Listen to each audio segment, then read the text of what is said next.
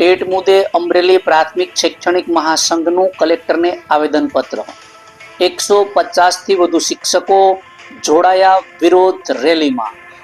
નમસ્કાર, સહજ જન સંદેશ ન્યૂઝ સાથે હું છું ગોપાલ ભેસાણીયા।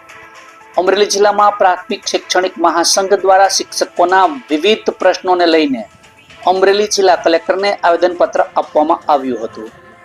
શિક્ષકો પોસ્ટર અને રેલી સ્વરૂપે કલેક્ટર કચેરી ખાતે પહોંચ્યા હતા અને તેમની માંગણીઓ રજૂ કરી હતી। આ કાર્યક્રમમાં અમરેલી પ્રાથમિક શૈક્ષણિક મહાસંઘના 150થી વધુ શિક્ષકો દ્વારા ટેટમાંથી મુક્તિ આપવા તેમજ વર્ષ 2010 પહેલા નિયુક્ત થયેલા શિક્ષકોના સેવા હિતોની રક્ષા માટે સરકાર દ્વારા તાત્કાલિક હસ્તક્ષેપ કરવામાં આવે અને તેમની માંગ કરવામાં આવી હતી। આવેદનપત્રમાં ખાસ કરીને 23 ઓગસ્ટ પહેલા નિયુક્ત થયેલા તમામ શિક્ષકોને ટેટ ફરજિયાતમાંથી કાયમી મુક્તિ અંગે રજૂઆત કરવામાં આવી હતી। શિક્ષકોનું કહેવું છે કે લાંબા સમયથી સેવા આપી રહેલા શિક્ષકોના હિતોને ધ્યાનમાં રાખી યોગ્ય નિર્ણય લેવામાં આવે। મોટી સંખ્યામાં શિક્ષકો રેલી સ્વરૂપે અમરેલી કલેક્ટર કચેરી ખાતે પહોંચ્યા હતા અને પોતાની માંગણીઓ જિલ્લા તંત્રને રજૂઆત કરવામાં આવી હતી। આ પ્રસંગે શિક્ષણ સંઘ અમરેલીના મંત્રી ભાભલુભાઈ વરુ તેમજ મહામંત્રી મનીષાબેન સુરાણી સહિત આગેવાનો શિક્ષકો ઉપસ્થિત રહ્યા હતા। રિપોર્ટર સંજય વાઘેલા, સહજ જન સંદેશ ન્યૂઝ અમરેલી।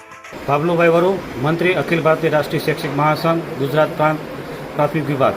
આજરોજ સમગ્ર ભારતની અંદર 600 જગ્યાએ ટીઈટીના મુક્તિ માટે અખિલ ભારતીય સ્તરેથી પોતપોતાના જિલ્લા મથકે ટીએટી છે એમાંથી મુક્ત કરવા માટે અમે સમગ્ર અમરેલી જિલ્લાના શિક્ષકો આજે કલેક્ટરશ્રીને આવેદનપત્ર આપી માનનીય પ્રધાનમંત્રીશ્રીને વિનંતી, લાગણી અને માગણી એવી છે કે સંસદની અંદર કાયદો અધ્યાદેશ લાવી આમાં શિક્ષકોને ટેટમાંથી મુક્તિ અપાવી શકે એ પ્રકારે અમારી માનનીય પ્રધાનમંત્રી અને સંસદને લાગણી અને માગણી કરી રહ્યા છીએ।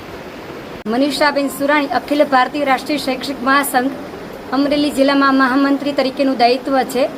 આજે 18 તારીખના રોજ અમે બધા શિક્ષક બંધુ ભગીની સરકારશ્રી સામે વિનંતી કરીએ છીએ કે દરેક શિક્ષકો પોતાની લાયકાત અને પોતાનું સ્વમાન શિક્ષક ધર્મ છે વર્ગખંડમાં આચરીને અને પુરુષોની મહાપુરુષો બનવા તરફનું એક ઘડતરનું કાર્ય કરી રહ્યા છે।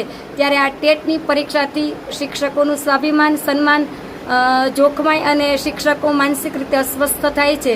તો આ તકે અમને ટેટમાંથી શિક્ષકોને મુક્તિ આપી અને સ્વસ્થ રીતે શિક્ષકો પોતાનું કામ કરી અને ભારતને ઉન્નત વિચારોથી તંદુરસ્ત સમાજના રાષ્ટ્ર નિર્માણમાં અમને સહયોગ આપે અને અમારી લાગણી અને માગણીને સ્વીકારે।